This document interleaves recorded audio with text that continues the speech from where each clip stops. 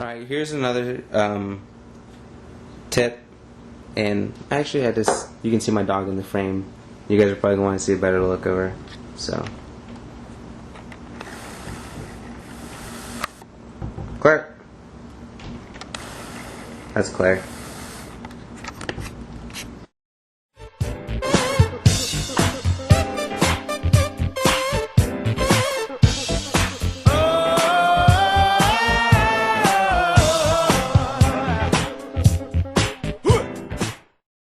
Alright, what's up everybody, it's Miles aka BASE45 from Not Too Cheese TV, and today it's going to be just like a little cutting tutorial, and I try keeping these kind of brief and to the point. The other one kind of got really long really quick, so this one I'm just going to try being more to the point. And so, basic stuff that you need for cutting, especially if you're really new and you don't know much at all. Don't feel bad, I mean, that's exactly how I was too. I didn't know what to use, and I used a bunch of different stuff.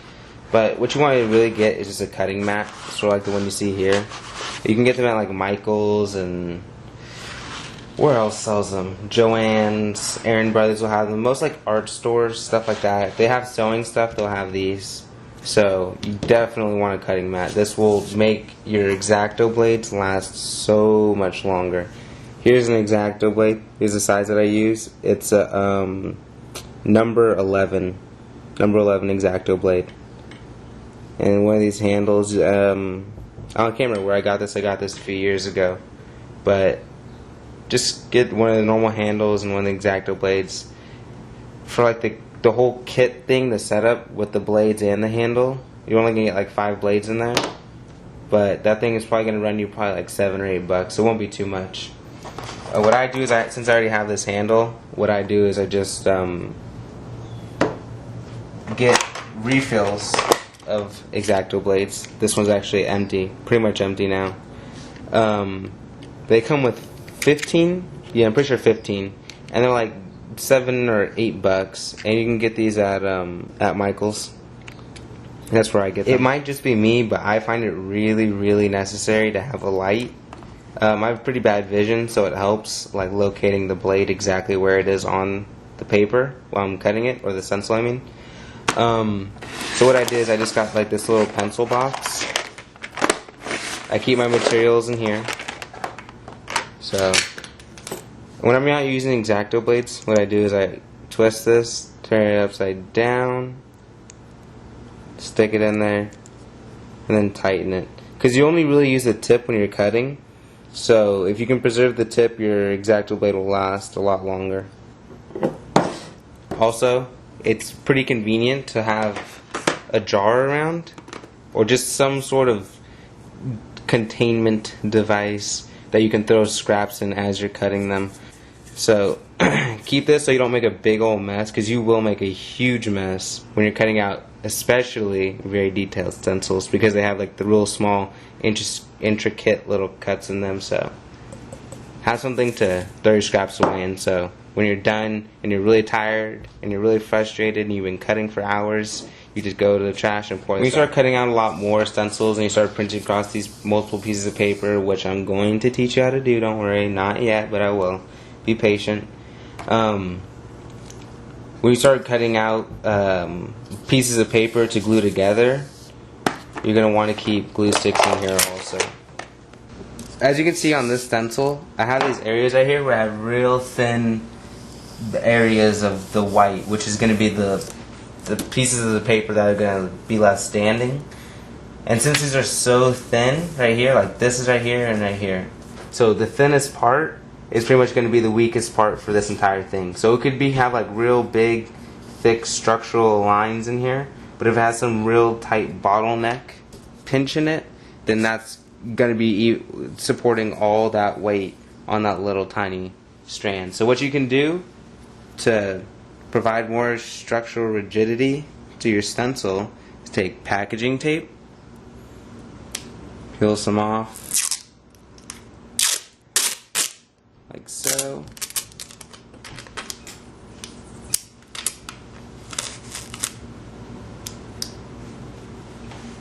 and then just throw it over the areas that are going to be supporting the weight. This is going to make your stencil a little bit harder to cut through. Not a whole lot harder to cut through, but I like to. The reason why I use paper is because paper is ridiculously easy to cut. It preserves your blades forever. Not forever, but a lot longer than thick materials will. People are always trying to get the thickest, most springiest material like acetate and the other clear vinyl stuff. I stay away from that. It's cheap, it's abundant. I can print out tons of stencils because I'm always printing out stencils. It just makes everything real easy. I only spray the stencils about once anyways, and I throw them away after. If you really want to get this more structure because you're planning on spraying your stencil like a bunch of times, which I'm not really all about, is I think it's kind of weird when someone makes a stencil and they spray that like one stencil like 50 times, but to each their own, so I can't really judge. Because I mean, I make the gun stencils a good amount. I don't think I'd ever pass 20 on each design, but that's still a good amount, so I can't judge. Anyways, if you want to make a stencil that's going to be more long-lasting, you want to improve the longevity of it, what you can do is just take your tape and then just run it across the whole thing. Like, just do a layer, layer, layer. Or just like a strip, a strip, a strip, and then overlapping just a little bit, just so it's not like a thin just paper area. And what this will do is it will be more resistant to the paint, because paint actually will get wet. Like, imagine if you spill water on this paper, you're really going to fuck up the structure of it. It's the same thing with the paint. The paint is moist, so it moistens the paper and then it ruins the structure of it slightly every time. So the more you do, eventually it's just going to be worthless. That's why I have to throw my stencils out after about 4 or 5 times. 5 is pushing it. And usually about 4 times after I spray them, they're done. So that's one thing you can do, run tape along the whole thing. Also, for the real thin areas, you see there's another thin area right here. And then so, let's do this.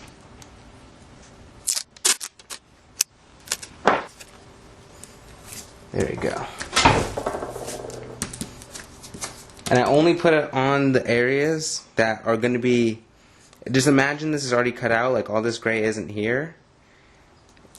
Imagine how much weight one of these thin little white bridges is going to be holding up.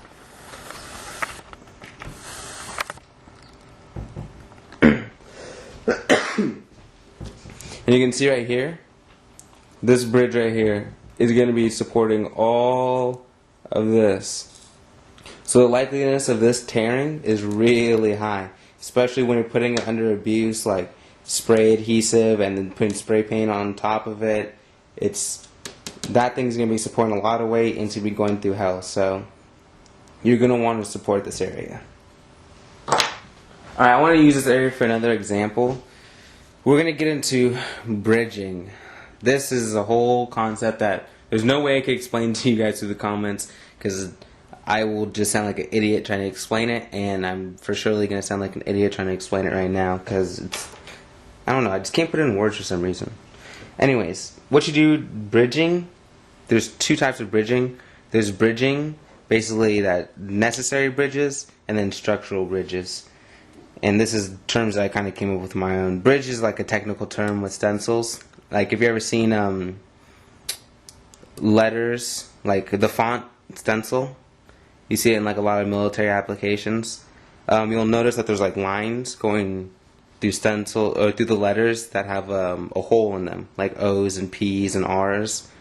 So what that does is it keeps that island on. It's bridging the island. All right. So islands are separated areas that can't get cut out or also ruin the look of the design. And then bridges are what you use to connect those so they're not out of the design anymore. So, right here, this is an example of a structural bridge that I'm going to do. I never actually use Sharpie to do this. When I cut this part out, you can see right here, I'm going to make a bridge basically. So imagine this is white. So I'm going to take, I am going to cut out around the marker. So I will cut out this gray portion right here, but where I put this black bridge, I'm not going to cut out. I actually put it all the way to the edge, so then it flows in right there. And so now that is all going to be left uncut. So it makes like a circle right here. I'm actually going to cut out just a little bit of this area too. You can see where I did that. And so it's going to allow like another path to be formed right here. And so it's going to like go straight and then branch off and then come back. And that's going to be a lot more structural than how it was alone with just that little tiny bridge.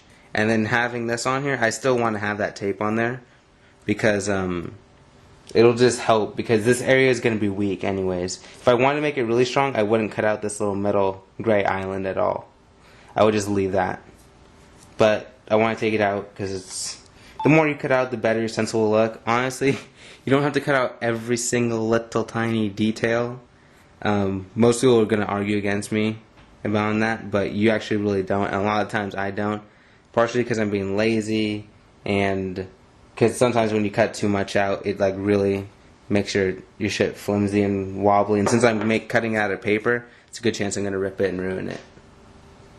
Okay, so here's a stencil that I already cut, and I just want to show you guys just some of the structural bridges that I left in here. As you can see right here, I have like a lot of black still in there, and that's just to support all these little holes that are going to be there. If I cut out all that black, it would be real flimsy, and I'd lose a lot of these little white islands. And you can see sometimes the black is actually surrounding a white piece completely. That's an island. Something that if I did cut all the black out, wouldn't be able to be there at all. So there's both structural and the necessary bridges in this. I just bridge the closest areas between the islands, and then that's how I make my bridges. Like if there's multiple islands, you just make a path, and you want to make it like follow the consistency of the edges, like the bumpiness and then the curves and everything. Try following that consistency when you're making your islands, because it'll make it blend in a lot more. It'll look more natural, as if you just cut straight lines.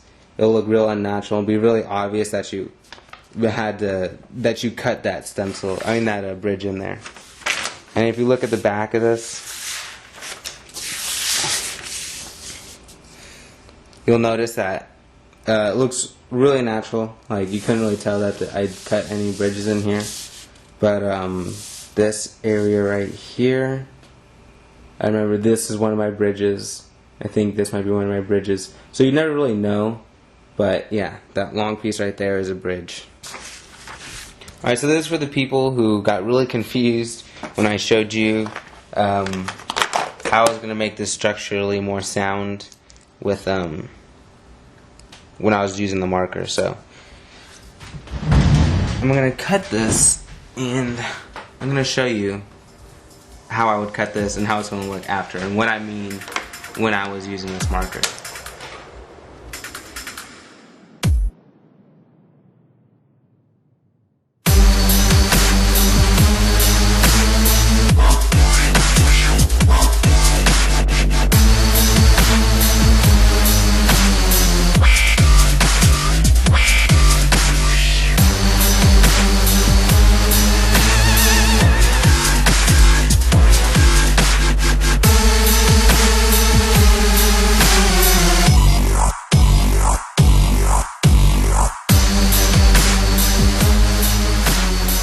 Alright, so now what I did is I cut like these little lines out so you could see what it would look like if it was just freestanding. I already cut all the gray out.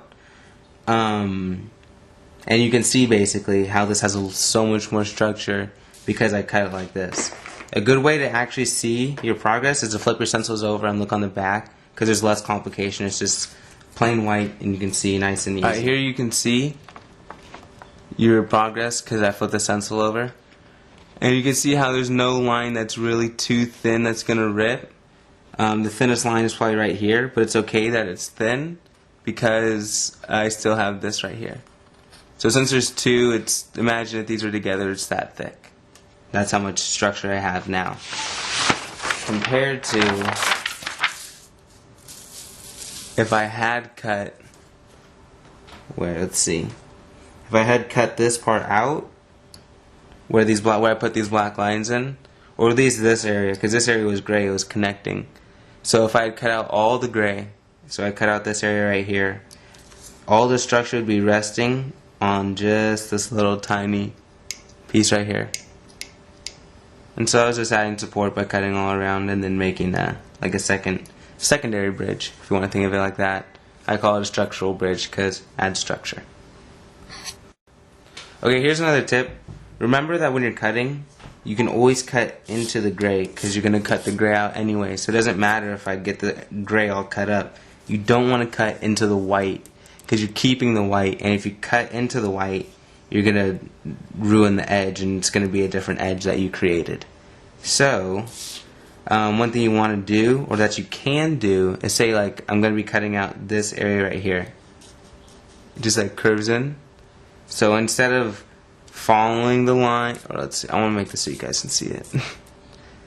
Instead of following the line and then turning the blade around, then following it down and then coming across, what I can do is get my X-Acto blade, get it in there, make one side, and then make the other side, and just cut them down into the gray. It really doesn't matter. And then just come along and then start following that edge, and then same over here.